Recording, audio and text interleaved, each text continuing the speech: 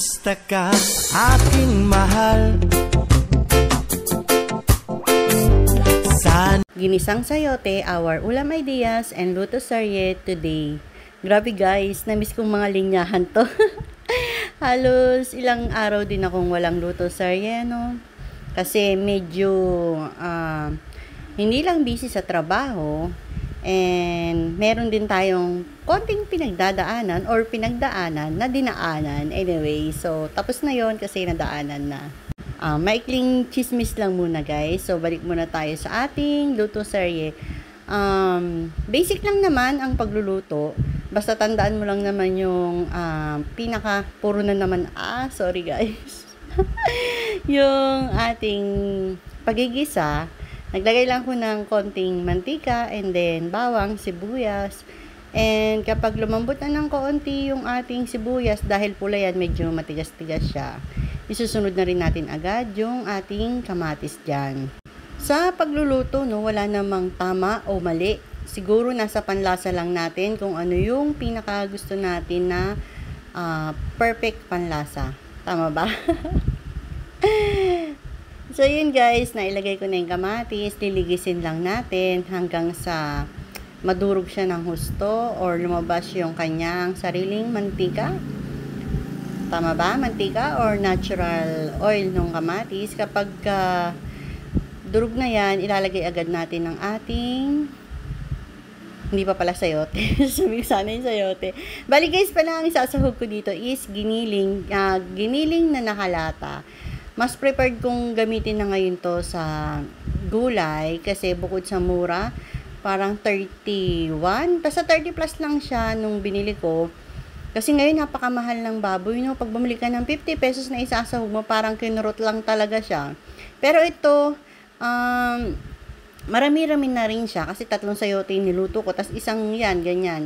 Ilang ba yan? Alam na mata ko. 150 grams lang na giniling ang inilagay ko. And hindi na rin ako maglalagay ng mga ibang pampalasa. Diba? Nalaglag pa yung So, yan lang ang isasahog natin sa giniling. Sa sayote. Sorry guys, ang tagal-tagal ko hindi nag-voice over. Medyo rumble-rumble pa yung nasa utak ko. Bali, kasi on the spot to. So, mabilisan lang. Bahala na kayo mintindi. So, yan na. Pag medyo nagisa na natin ng maigi ang ating bawang, sibuyas, kamatis, and giniling, ilalagay na agad natin yung ating sayote. Meron na rin ako ditong lumang video ng sayote. Ang pinagkaiba lang ata is yung hiwa ng sayote. And then, not sure kung ano sahog nung una kong sayote dito. Pero, mas nasarapan ako this time dito sa luto na to nung ang inilagay ko yung giniling nasakan. Anyway, oo nga, processed food siya, pero kung budget meal lang din naman, pwede na to, ano, sa hirap ng buhay, kung anong kasya, kung anong meron, wag na natin, kumbaga, artehan.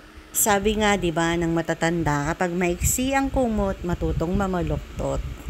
So, yun guys, bali, nung nalagay na natin yung sayote, nahalo natin, timplahan na natin ng konting asin and paminta. Sa paminta, sinadya ko talagang crack ang ilagay dyan. Ewan ko, basta parang may kakaibang lasa para sa akin. Kapag sayote ang ginigisa ko, yung crack ang nilalagay ko. Gusto kasi siyang nangunguya. Basta may ibang hatid ng lasa sa akin.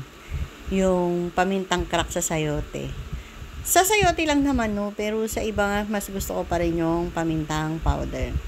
Tapos guys, lalagyan kong konting tubig para meron tayong konting sabaw and para makatulong din lumambot sa sayote. Hindi naman natin palalambutin ng husto yan kasi nga mabilis din naman siyang maluto and magtutubig pa siya. Konti lang inilagay ko dyan pero mami, tignan nyo, parang dumami yung tubig niya. May magic. Charot lang guys. Bali, isang kulo na lang yan. So, hinahalo ko lang para magpantay yung luto niya. Hindi na kasi, tinabad na kasi akong kumuha ng takip dyan. So, katamaran ko. Kaya yan, hinahalo-halo ko para magpantay yung luto ng ating gulay. Isang kulo na lang yan guys. Luto na yan. Pero, I think, titikman ko muna dyan. Ang harot ko na naman. Ayan guys, titikman ko muna bago ko siya ipinali na pagkulo is okay na yung lasa niyan. And, yun nga. Sakto naman sa timpla. May pa-thumbs up pa tayo. So, yan guys. Haluin ko lang. Luto na yan. No? Papatayin ko na yung kalan kasi magpa-process pa naman yung cooking niya kasi mainit pa yung ating kawali.